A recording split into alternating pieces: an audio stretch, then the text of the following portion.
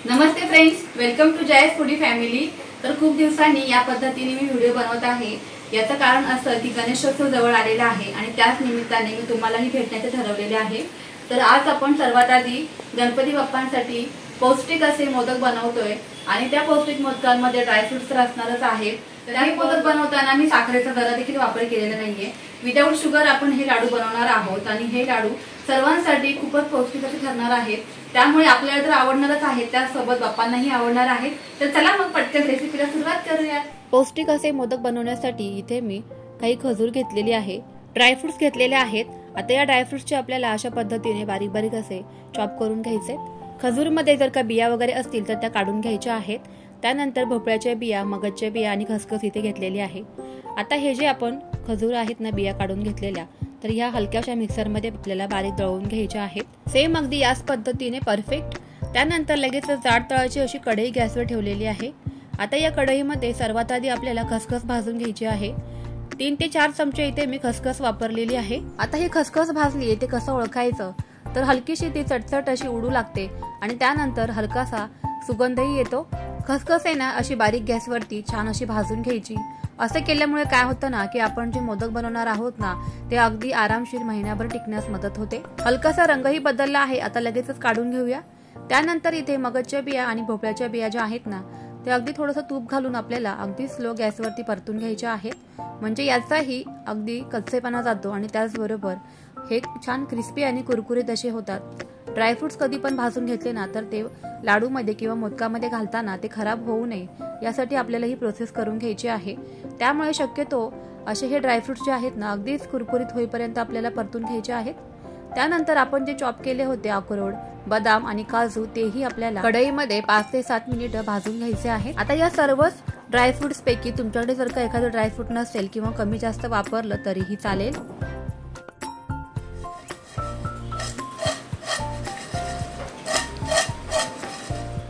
Crispy आणि कुरकुरीत असे ड्रायफ्रुट्स भाजून झाल्यानंतर या कढईमध्ये 2 चमचे साजूक तूप घालायचं आहे आणि मिक्सर मधून आपण जी खजूर दळून घेतली होती तर ती या कढईमध्ये घालायची आहे। सर्वच खूप जास्त वेळ न लागता अगदीच कमी वेळामध्ये ही खजूर जी आहे ना ती अशी स्लो गॅसवरती परतून घेतल्यानंतर काही वेळातच मऊ पडते। अशी ही खजूर परतून घेत असताना कलथ्याच्या मदतीने खालीवर करून घ्यायची आहे, म्हणजे ती खाली तळाशी लागणार नाही। मस्त असा फ्लेवर येण्यासाठी यामध्ये पाव चमचा किंवा अर्धा चमचा वेलची पूड घालायची आहे। वेलची पूड या मिश्रणामध्ये छान अशी मिक्स करून घेऊयात। अगदी 4 ते 5 मिनिटांमध्ये अशी खजूर ही परतून घेत असताना काही वेळामध्येच खूप मऊ पडते, तुम्ही इथे बघू शकताय।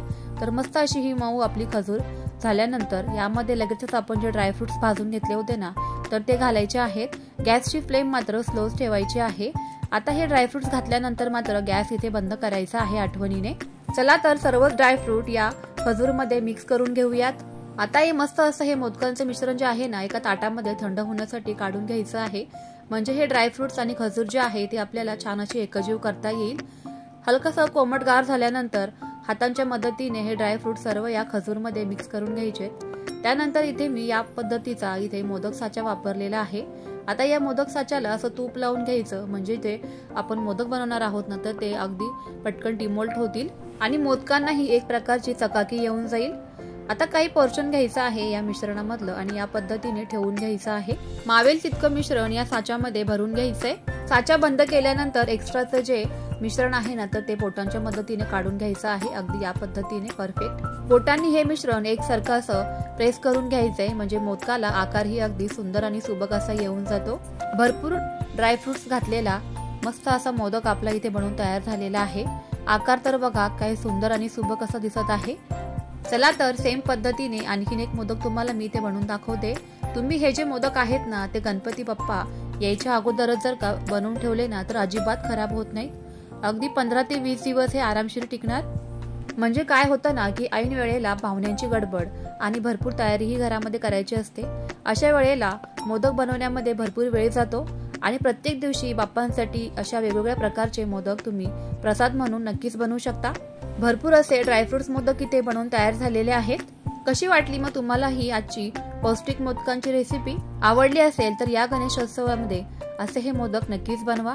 त्याचबरोबर फ्रेंड्स आणि फॅमिली सोबत जास्तीत जास्त रेसिपी शेअर नक्की करा। भेटले का मोदक तुला?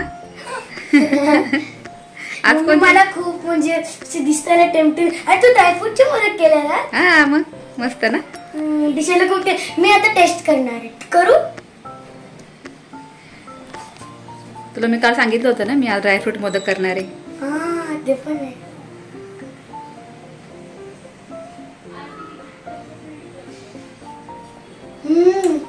एकदम क्रंची झालाय आणि वेलची पूडची याच्यात वास येते. वेलची पूड. खूप असा क्रंची ड्रायफ्रुट्स म्हणजे असं तोंडात गेलं असा क्रंच क्रंच किच किच असा आवाज येतोय. वाव मस्त. हेल्दी ना. हेल्दी. हा खूप हेल्दी पण आहे. गणपती बाप्पा शुगर नाही टाकलेस?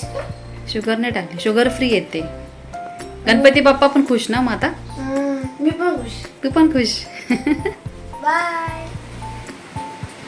मस्त असे झटपट आणि पटकन आपले इथे मोदक बनवून तयार झालेले आहे. तर तुम्ही नक्की त्या पद्धतीने मोदक बनवून बघा आणि मला कमेंट्स बॉक्स मध्ये कळवायला विसरू नका की मोदक कसे बनवून तयार झालेले आहेत ते. रेसिपी आवडली असेल किंवा व्हिडिओ आवडला असेल तर प्लीज एक लाईक नक्कीच करा.